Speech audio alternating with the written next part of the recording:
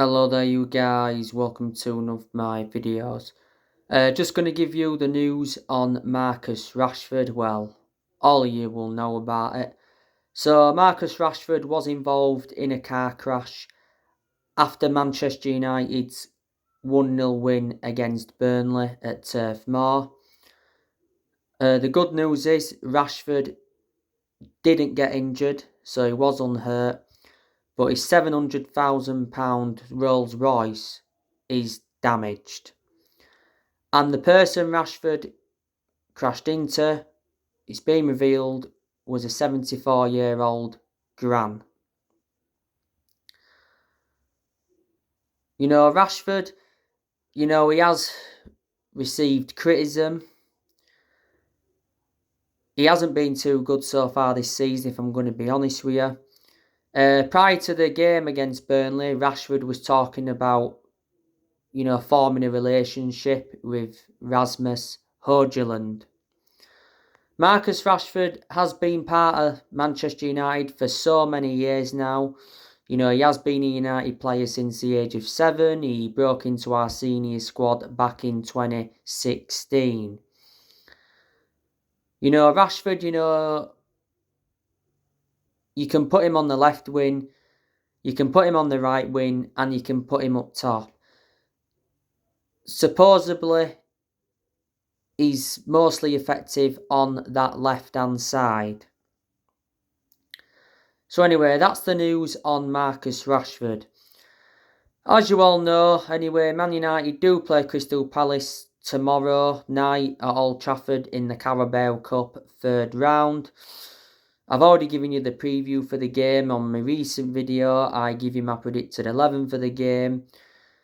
Man United are currently the Carabao Cup holders. Man United did beat Newcastle in the final last season. It was Man United's first trophy since 2017, and it was Erik ten Hag's first trophy as Man United manager. And as you all know, Man United are coming into this game on the back of a 1-0 win against Burnley at Turf Moor. Obviously, Man United have had injuries, but I'm aiming for this game. I'll go through it with you again. Aaron Maguire's expected to be fit. Mason Mount's expected to be fit because he's been injured. So both could be involved in the game. Obviously Shaw, he's still injured, I think. Malaysia is still injured. That young player Cobble Mayno's still injured. Varane has been injured, but I think he's now back. 2 full debuts are expected as well. Altay Bayndi is expected to make his debut. He's the backup goalkeeper to Arnana, and Sofyan Amrabat is expected to make his full debut. He was injured not so long ago. Man United got him on loan from Fiorentina.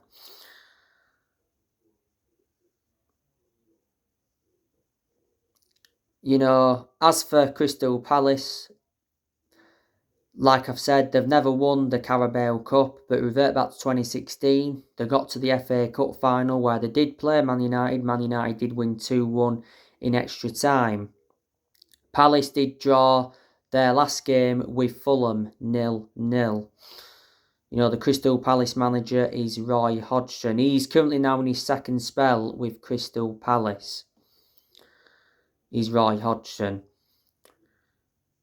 He got appointed in his second spell as Palace manager back in March this year. So in his second spell, he's been the Palace manager for around 6 months. I can't believe, he's still in management, Roy Hodgson. In his 70s or something now. He has managed a lot of clubs in his managerial career. He's managed the likes of Watford, Liverpool, Fulham, West Brom. Being the England manager. He's managed so many clubs. Obviously, before Palace had Patrick Vieira, I think Palace ended up sacking him.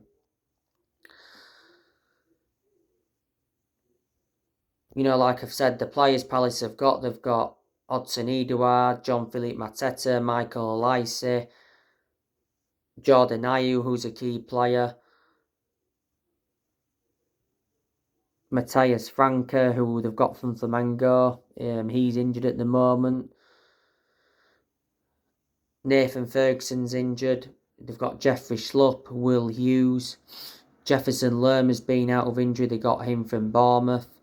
Nathaniel Klein, Jota Anderson, James Tompkins, Joe Ward. So they are a lot of the players Palace do have. Like I've mentioned, they've let players go as well. You know, they let Zaha go, who was very good when he was at Palace. Palace did get Zaha from Man United. You know, they let Robert Street go. They let Jack Butland go. Last season he was out on loan with Man United. They let Martin Kelly go as well. I think that was a while ago now. But yeah, I am expecting Man United to win this game. Like I said, we won our last game against Burnley 1-0 at Turf Moor. It was a poor performance, scraped the win. Bruno Fernandes made the difference, produced magic, you know, scored a very good volley. It was Johnny Evans that set it up. You know, one of the main talking points was Johnny Evans making his first league start in his second spell at Man United. Johnny Evans, of course, had a goal ruled out for offside against Burnley. After the game against Burnley, Evans came out and said it was one of the best nights of my life. And you know what? I'm expecting Evans to start against Palace in the Cup. Well, I've predicted him to start in, you know, my predicted 11. You know, Ten Hag after the win against Burnley, you know, hailed the team's spirit and fighting Man United to win over Burnley, but he's still demanding more. You know, Man United have enjoyed a very poor start to the season. You know, we've picked up, just 9 points in our first 6 league games. So we've won 3 in the league and we've lost 3. We've lost 4 games in all competitions because Man United did lose 4-3 to Bayern Munich at the Allianz Arena in the opening game in the Champions League group stage. But, you know, not all of the blame stems from Ten Hag, reflecting on our poor performances and that, you know, some players have to take responsibility, well, like I've mentioned before. One of the biggest issues at the club is the owners, the Glazers. You know, we've got to get them out of the club as soon as possible. But, you know, I'd say some pressure has eased off Ten Hag, reflecting on that win against Burnley, but he's still under some kind of pressure because obviously fans have been criticising him. He received a lot of criticism in the 3-1 home defeat to Brighton. You know, I'm not too sure now if he's the right manager for Man United. You know, I'll probably have more of a perception in the next 3 or 4 games, whether he's the right man or not. But I'm nowhere near as confident with him as I was last season, because I thought last season, you know, he did well. I was saying he was the right manager. Last season won us the Carabao Cup. That was his first trophy. United's first trophy since 2017. He got us to the FA Cup semi-final. He got us a top 4 finish in the league. So last season, he exceeded expectations. But this season so far, he's not exceeded expectations, and that is a concern. You know, Ten Hag has brought a lot of players in, you know, in the summer this year. You know, he obviously brought that Alte Bendia in, that goalkeeper as a backup to Onana. He brought Onana in, who of course is our number 1, brought him in to replace De Gea. You've got Mason Mount, who we brought in as well. Mason Mount's good, but we did overpay for him.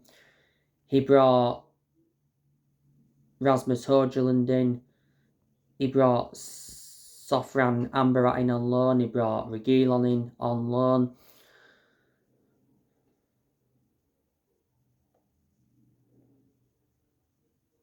So they are the players he brought in during the summer. And, you know, Ten Hag has got rid of a lot of players as well.